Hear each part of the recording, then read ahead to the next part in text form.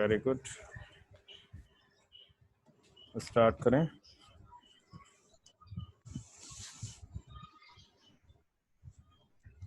मेरा video he of कर दिया आपने? नहीं सर, मैंने आपको अभी होस्ट बनाया है। अच्छा, फिर से होस्ट बना दिया, थैंक यू। मैं म्यूट करता हूँ, प्रार्थी स्टार्ट करें। और बाकी सारे लोग भी, एक स्पीकर और प्रार्थी, इस समय 2 लोग केवल बोल सकते हैं। मैं भी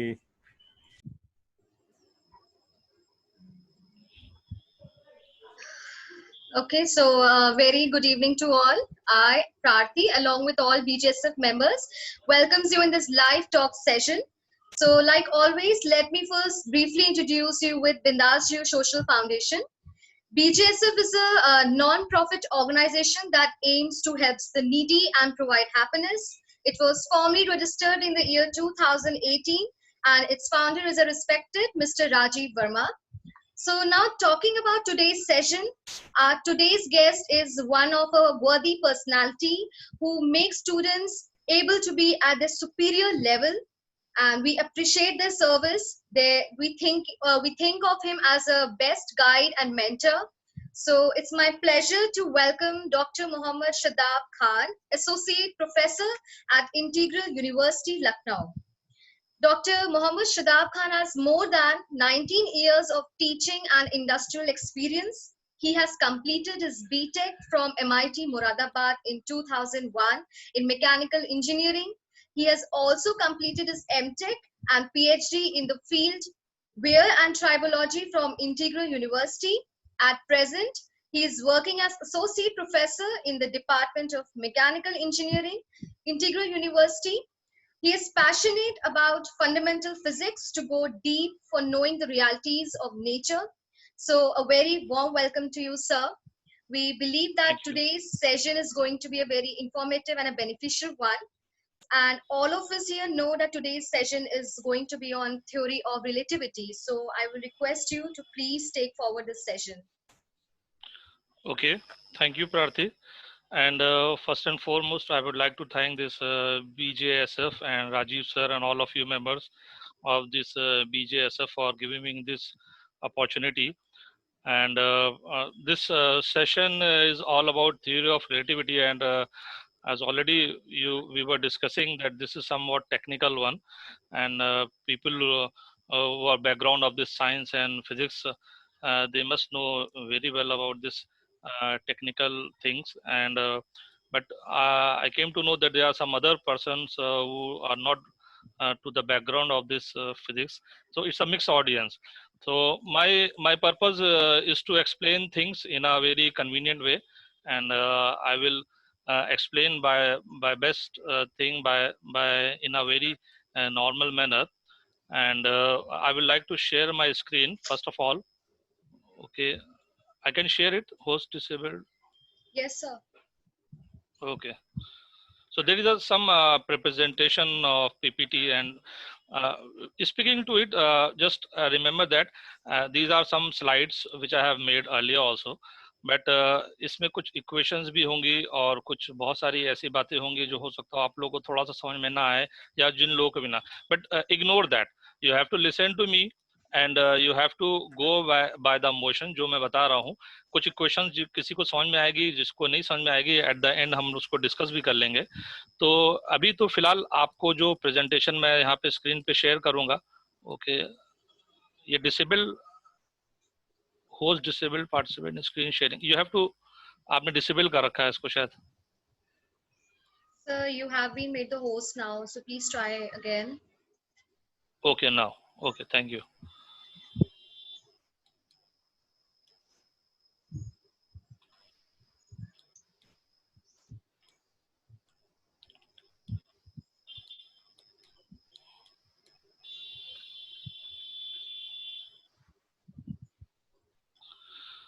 Okay, now it is on the screen, all of you. सबके Yes, स्क्रीन sir. पे हो गई. Okay, thank you. जैसे मैं बता रहा था कि ये this topic is somewhat technical, and अभी डिस्कशन हो भी रहा था कि ये पार्टिकल फिजिक्स और न्यूटोनियन फिजिक्स, तो क्लासिकल फिजिक्स जिसको हम कहेंगे वो उसको सभी लोगों को समझ में आ जाती है, and we are all very familiar with it from very childhood. We learn Newton's laws of motion and everything like that. And but जैसे कि अभी सर बता रहे थे कि this relativity part is somewhat technical, and ये थोड़ा समझ में नहीं आता है, दिखता हुआ नहीं है, सामने होता हुआ नहीं दिखता है। But trust me, this is one of the most fundamental part of the physics, and it is everywhere. अभी हम आप जो बात कर पा रहे हैं और ये जब सब जो हो पा रहा है, जो हम कनेक्ट हो पा रहे हैं जूम ऐप पे, और जो भी ये सैटेलाइट कम्युनिकेशन है, it is only due to this relativity effect. अगर रिलेटिविटी ना होता तो शायद लाइफ ही ना होती। आप इसको, इतना इंटीग्रल पार्ट है ये फिजिक्स का और नेचर का। तो थोड़ा सा टेक्निकल इस वजह से होता है कि हम लोग जो नॉर्मल हमारी जो डे टू डे वर्किंग है उसके उसके पॉइंट ऑफ व्यू से ये हमको दिखता नहीं है सामने, but it is very integral to the nature, it is very integral to every part. Now this classical physics के बारे में थोड़ा सा मैं अभी, जो क्योंकि यहाँ पे डिस्कशन हुआ, थोड़ा मैं बताना चाहूंगा। मनोज सर डिस्कस कर रहे थे and Rajiv sir also, which is that के मैं थोड़ा सा एक एग्जाम्पल के तौर पे समझाना चाहूंगा कि इट इज वी कैन से इन अ फॉर्चुनेट वे कि हम लोग को गैलीलियो एरिस्टोटल से शुरू करें तो ग्रीक फिलोसफी, और फिर इंडिया में भी बहुत सारे लोगों ने काम किया, फिर Galileo, Newton and all that, सभी लोगों ने काम किया। बट अर्थ पे या जिस प्लेनेट पे हम लोग हैं, जहाँ पे ये फिजिक्स शुरुआत हुई, वो क्लासिकल फिजिक्स से शुरू हुई। और हो सकता हो किसी दूसरे प्लेनेट पे जहाँ पे लाइफ हो, वहां पे क्लासिकल से ना शुरू होकर क्वांटम से शुरू होती। तो नेचर ने हमको पहले क्लासिकल दे दिया, बाद में क्वांटम दिया, तो इसलिए हमको स्पेशल रिलेटिविटी, उनके इफेक्ट्स, जनरल रिलेटिविटी और क्वांटम फिजिक्स देर में समझ में आती है, क्लासिकल पहले समझ में आती है। लेकिन क्लासिकल जो है वो अप्रोक्सीमेशन है सारी फिजिक्स का। मैं आपको बताना चाहूंगा, अभी डिस्कशन हो रहा था, तो this classical physics is just an approximation part. If you go in deep you will find the special relativity effect, general relativity effect and quantum physics. So मैंने जो नाम यहाँ पे रखा है why special relativity, and this why is very important कि ये क्यों इसकी जरूरत है। And we know that this need in, अभी हम लोग कहते हैं कि जो नीडी है, जो नीड है वही that is the mother of invention. तो पहली बात तो ये हमको समझना पड़ेगा, बैकग्राउंड जाना पड़ेगा कि इसकी हमें जरूरत ही क्यों पड़ती है रिलेटिविटी की। क्योंकि जब भी मैं अपने स्टूडेंट्स को बताता हूँ, वो सिंपल वे में बताता हूँ, if you go through the history, अगर आप हिस्ट्री पार्ट उसका जान जाएंगे तो आपको वो चीज जो साइंस के इफेक्ट हैं, जिसको हम लोग पढ़ते तो बहुत हैं, लेकिन कहीं ना कहीं वो सरफेस पे रहता है, उसको हम लोग समझ नहीं पाते हैं। तो if you go by the history, अगर आप हमारे यहाँ जो इंडिया में या बहुत सारे थर्ड वर्ल्ड कंट्रीज में जिसको हम कहेंगे, हमारे यहाँ साइंस तो पढ़ाई जाती है बट साइंटिफिक हिस्ट्री नहीं बताई जाती है, and that is very important.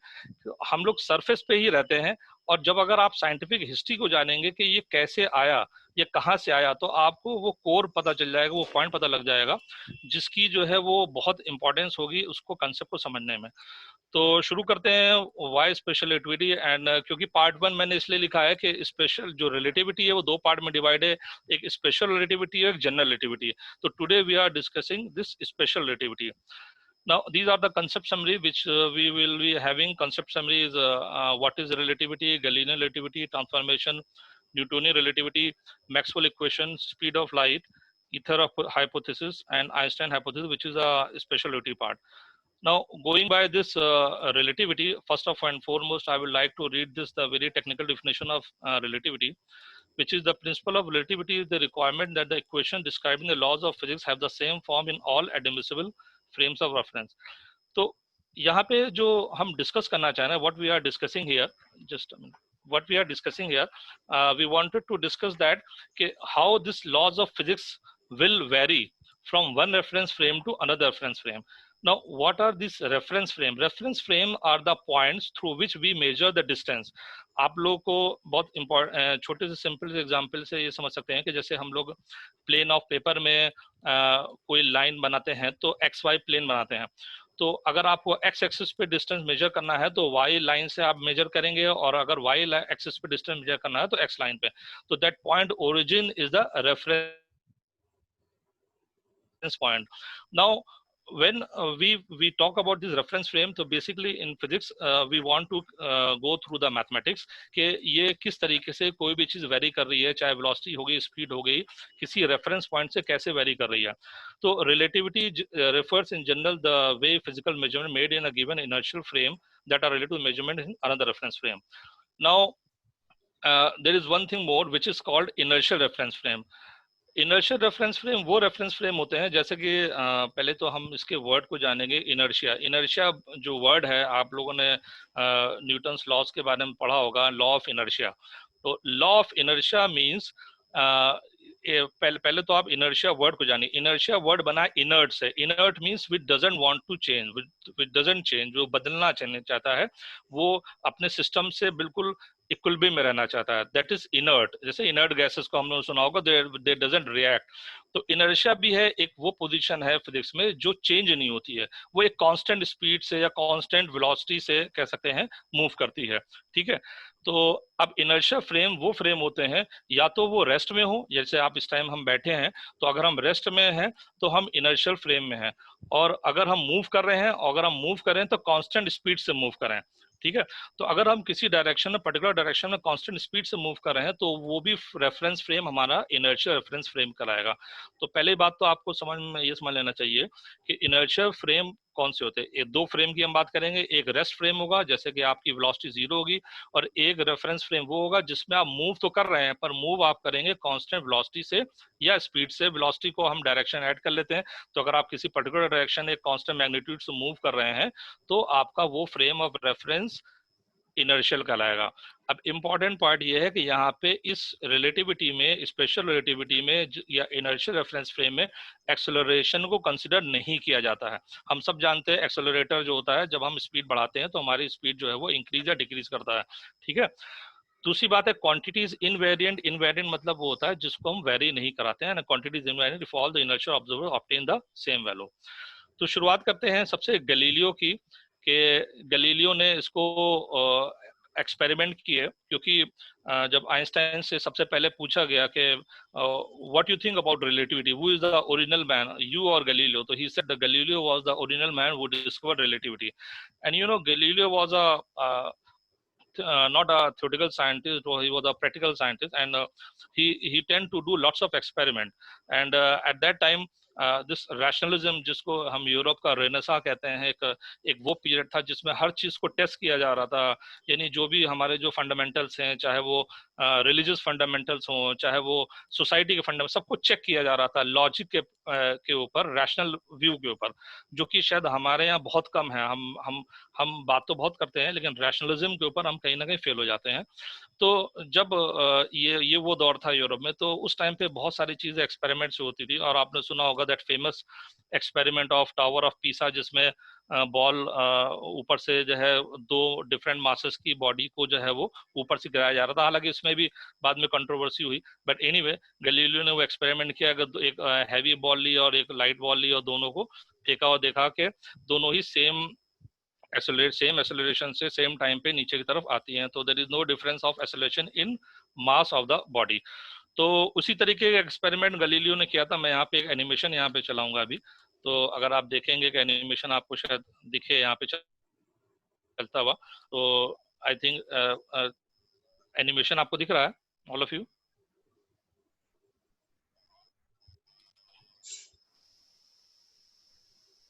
सभी को देखिए, यहाँ पे एक शिप है और शिप के ऊपर से हम बॉल ड्रॉप कर रहे हैं. तो गैलीलियो ने बहुत सारे ऐसे एक्सपेरिमेंट किए. उन्होंने देखा कि एक ही इवेंट को दो रेफरेंस फ्रेम में कैसे हम लोग एब्जॉर्ब कैसे देख सकते हैं. देखिए, अगर शिप के रेफरेंस फ्रेम में इसी मोशन को देखेंगे तो ये स्ट्रेट लाइन है, ठीक है. लेकिन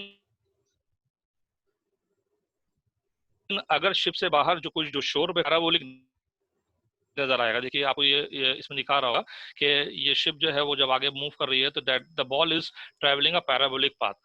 Now, another experiment in a modern terms, you can see that you are traveling in a train, and suddenly you drop a window, and when you are in a train, you are and if the train is moving with a constant speed, then you are in a inertial frame of reference. That means अगर आप train के अंदर हो, train constant speed से move कर रही है, कोई जर्क ना हो, कोई भी किसी तरीके कोई और आपको मोशन ना हो, तो आप ये नहीं पता लगा सकते हैं कि आप मोशन में हैं या रेस्ट में हैं। और ऐसे कोई चीज ड्रॉप करेंगे, देखिए यहाँ पे ड्रॉप किया है, तो ये जो ड्रॉप करेंगे ये एक स्ट्रेट लाइन में नीचे की तरफ जाएगी। तो फिर लॉज जो है वो इनवेरिएंट है, या ये कह लिए क्लासिकल लॉज ऑफ फिजिक्स या Newton laws of physics are invariant in inertial reference frame. That means अभी हम लोग अर्थ पे बैठे हैं और अर्थ तो जो है वो काफी हाई स्पीड से मूव कर रही है, बट हम ये पता नहीं लगा सकते कि किसी भी तरीके से कि कौन सी चीज मोशन में है, कौन सी चीज रेस्ट में है।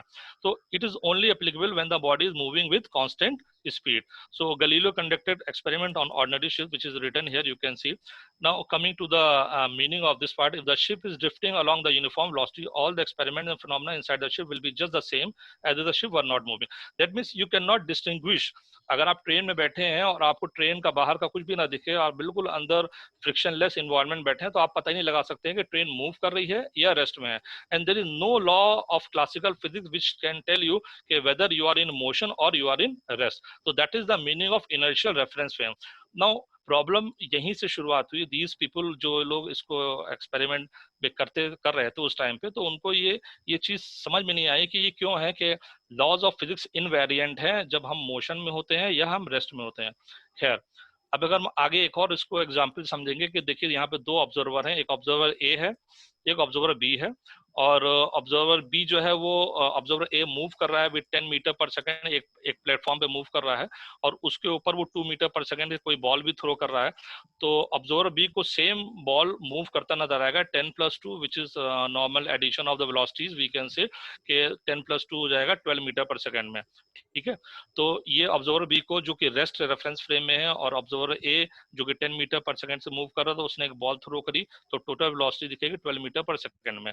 अब अगर हम लोग इसको और आगे से दूसरे तरीके से देखेंगे कि एक और गैलीलियन रिलेटिविटी का यहाँ पे एग्जांपल मैंने दिखाया है कि एक ऑब्जर्वर ए रेफरेंस फ्रेम है, एक ऑब्जर्वर बी रेफरेंस फ्रेम है। ऑब्जर्वर ए रेफरेंस फ्रेम एक बॉडी जा रही है, मूव कर रही है, जिसमें एक कोई भी मैन है जो बॉल थ्रो कर रहा है। नो दिस बॉल जो थ्रो कर रहा है उसको ये बॉल एक स्ट्रेट लाइन मोशन में दिखेगी, देखिए जैसे कि यहाँ पे एनिमेशन में दिख रहा है।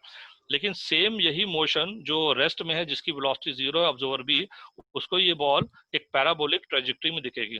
Now this is very important, the same motion which is in one reference frame is in a straight line and in another reference frame in a parabolic. Now if you know the mathematics, थोड़ा बहुत भी जो लोग भी mathematics को अच्छे से जानते हैं या जो नहीं भी जानते हैं, आपको इतना तो पता लग गया होगा कि एक ही ऑप्शन, एक ही जो यहाँ पे आप जो मोशन देख रहे हैं, वो एक रेफरेंस फ्रेम में एक स्ट्रेट लाइन बन रहा है, तो आप v = u + at की इक्वेशन, जो इक्वेशन ऑफ काइनेमेटिक्स है, लगा सकते हैं।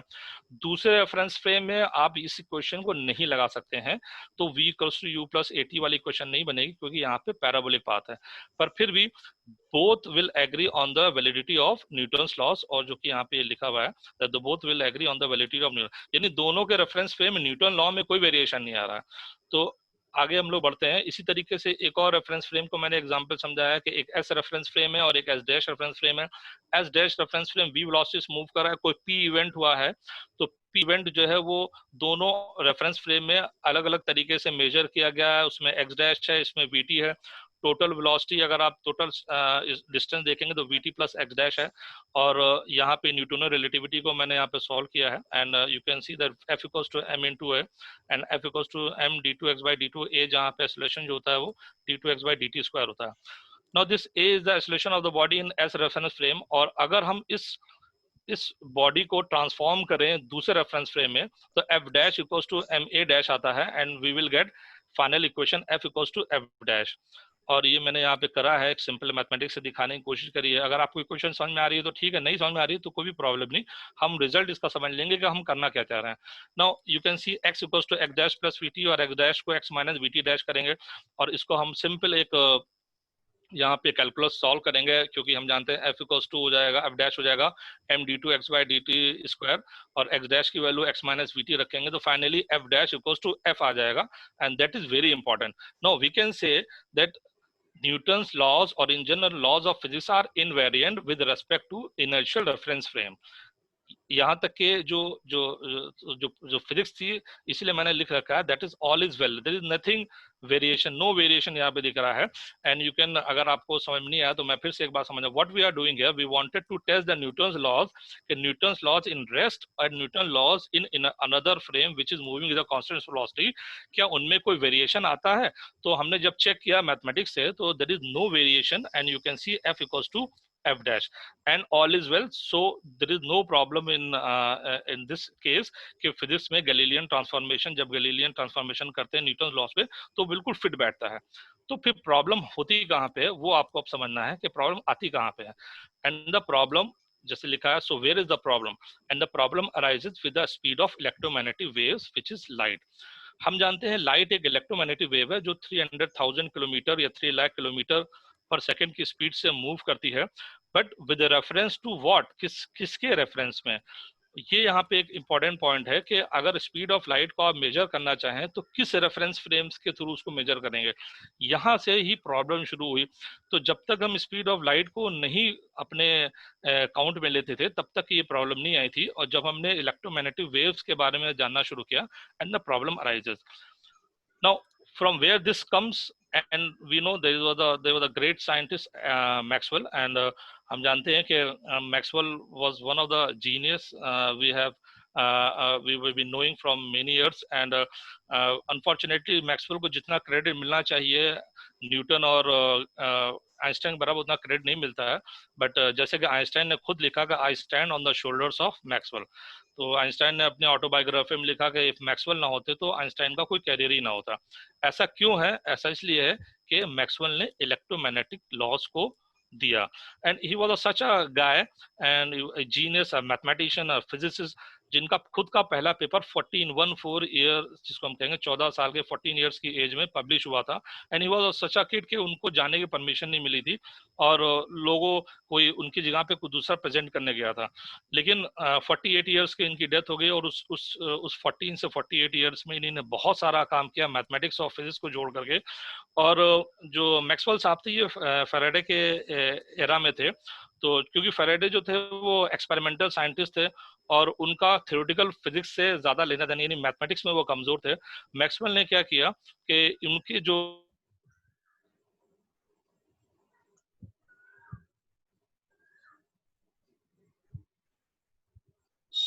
एलिमेंट थे उनको एक थ्योरेटिकल फ्रेमवर्क में रखा, यानी मैथमेटिक्स में, और 4 चीजों को एक्सप्लेनेशन से जानते हैं।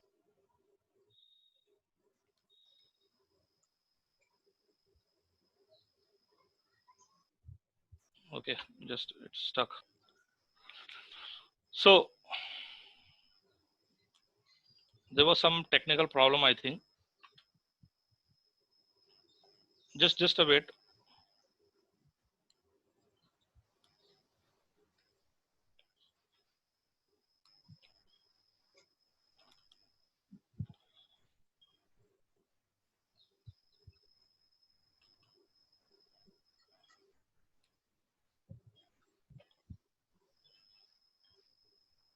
सो ये थोड़ा कुछ प्रॉब्लम आ गई थी, आई थिंक कुछ कंप्यूटर प्रॉब्लम थी। तो मैं यही बताना चाह रहा था कि मैक्सवेल साहब के जो लॉज हैं वो लॉज ऑफ इलेक्ट्रोमैग्नेटिक हैं। These are beautiful 4 equations, and these equations give an idea of think, जिसकी वजह से जिसको हम कह रहे थे कि प्रॉब्लम कहाँ से शुरू हुई। सो अभी इसको मैं फिर से वहीं से शुरू करता हूँ। सो नाउ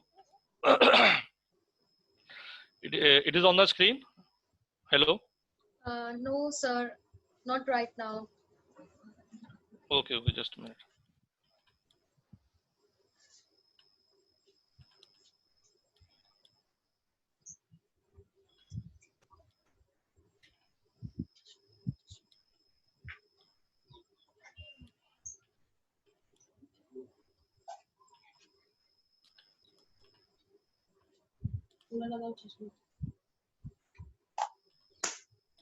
अब है स्क्रीन पे?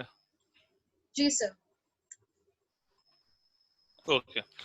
So we were discussing Maxwell. Now this Maxwell equations are beautiful 4 equations, and as I have written here that Newton principle of relativity had a successful career till the advent of Maxwell work. तो जब तक Maxwell ने ये बात नहीं बताई थी, and Newtonian physics and Newtonian mechanics were very well going, there was no problem at all. Now, with the advent of Maxwell's work or this Maxwell equation, जो कि भी आगे आएंगी, and it was also anticipated that equations of Maxwell drive should also obey Newtonian principle of relativity in the sense that Maxwell equation should also be in the same in all reference frame. तो problem जो शुरू हुई, ये 4 equation है Maxwell की, जिनको समझ में आ रहा कोई बात नहीं, अगर आ रहा है और नहीं आ रहा तो भी कोई प्रॉब्लम नहीं, मैं इसको ये समझा सकता हूँ. अभी थोड़ी देर पहले हमने यहाँ पे न्यूटन्स लॉज को टेस्ट किया था, यानी F बराबर F डैश हो. Sir, really hello. sorry to interrupt. I need to announce that this meeting will be ending in about in a minute. So please, everyone rejoin as soon as the meeting ends. So you may proceed. So जैसे कि अभी थोड़ी देर पहले Newton's laws को we were testing Newton's laws, and should I stop or should I continue? So you may continue. So it will end automatically, and then we have to rejoin. It is written in less than 1 minute. Yes, sir. For anyway, now the